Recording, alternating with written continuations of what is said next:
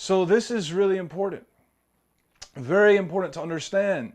That means that all these people pushing this in these last days are false prophets pushing what exactly? They're pushing a religion.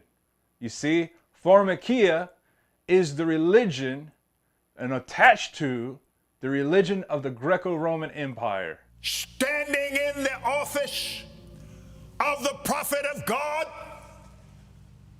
I execute judgment on you, COVID-19. I execute judgment on you, Satan, you destroyer, you killer. You get out, we break your power, you get off this nation. I demand judgment on you. I demand a vaccination to come immediately. Yes. The Greek impact on modern medicine and the pharmaceutical industry can be felt in a strong way to this very day, not just in the term pharmaceutical or pharmacy, but also by the very fact that the father of modern medicine is Hippocrates of Kos. He was a Greek physician. He is regarded to be one of the most outstanding and influential figures throughout the history of modern medicine.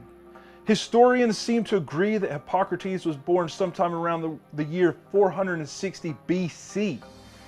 His contributions to modern medicine include the use of prognosis, clinical observation, and the systematic categorization of diseases. He is also credited with greatly advancing the systematic study of clinical medicine, which is Pharmakia. The Hippocratic School of Medicine, or Pharmakia, saw Greek medicine as a discipline that was distinct from all the other fields and is credited with establishing medicine as a profession. To this very day, graduates in the medical profession and others in the medical community make common use of the Hippocratic Oath.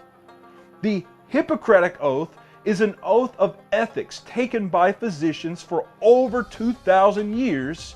It is the most widely known and circulated Greek medical and religious text. In the original Greek, it requires a new physician to swear by a number of healing deities to uphold various standards dealing with the overall morality and ethics of the initiate. The original Greek document starts, "I swear by Apollo, the physician, and Asclepius, and Hygeia, and Panacea, and all the gods and goddesses, making them my witnesses, that I will fulfill according to my ability and judgment this oath and this covenant." The oldest partial fragments of the oath date to about 275 AD. The oldest full-length version dates to roughly the 10th or 11th century and is held in the Vatican's library, and that is not a surprise. But we see today the oath takes out the name of Apollo and Asclepius and Hygeia and Panacea and instead just says, "I swear." But according to the ancient mystery religions, that's fine. As long as there was an oath originally to the deity, you can leave out his name. So when they give this modified version of the Hippocratic Oath, yes, today they've left out Apollo.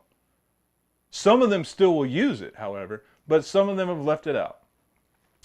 And okay, so basically people think that that means, oh, they took out the paganism. All the paganism has been removed from the medical community. No, that's a joke. That's so silly. No. Again, in the mystery schools, it is perfectly acceptable in paganism to leave the deity's name out of the oath.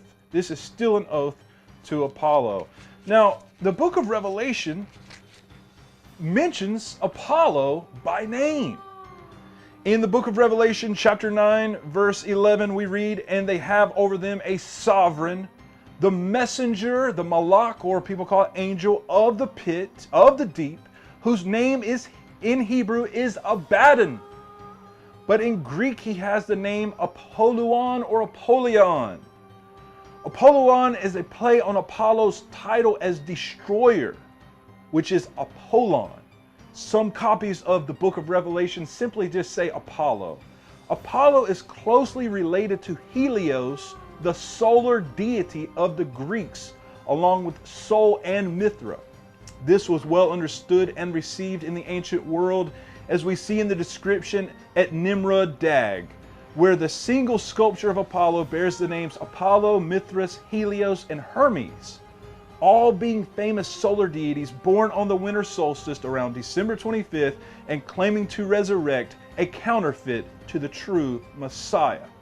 In certain variations of mythology, Apollo and Mithras seem to basically be a title of Helios. Apollo is thought to have perhaps come to Greece through the Phoenicians via the worship of Baal or Baal, the very one that is mentioned in the scriptures. In the Greek mythology, Apollo was a son of Zeus and even rivaled Zeus in his position as chief of the Greek deities. Apollo was not just a solar deity, however, but he was the chief physician, a healing deity above all others. In fact, there were no other healing deities in the ancient world, that is, until Apollo conceived a son through a human princess named Coronis, whose masculine form of the name is Corona. The feminine is Coronis. That's an interesting connection. Genesis, Bereshith chapter 6, talks about these connections of these fallen deities mixing with humans, except they are actually fallen messengers, malachim, or what people call angels. Genesis 6 verse 4. The Nephilim were on the earth in those days and also afterward, when the sons of Elohim came to the daughters of men and they bore children to them. Those were the mighty men who were of old, the men of name. All cultures relate a narrative when the supposed gods came down and mated with human women. This narrative in the scriptures is a bit different, of course, as again, these were not so-called gods, even though they could fool people, but rather they were fallen angels or malachim, messengers. The very term Nephilim, which refers to their offspring, which were human hybrids, literally means fallen ones. This is referenced even further in the book of Enoch, that tells us that the fallen ones taught humans medicine or pharmakia, war, weapons, abortion, and ultimately enslaved humanity, and would even eat humans and drink their blood for sacrifice.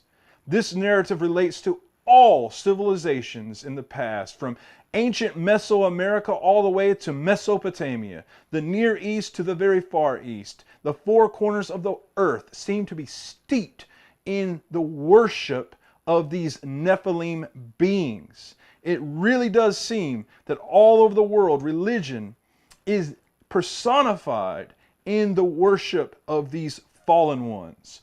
In ancient Israel, Apollo would have been known as Baal Shamash.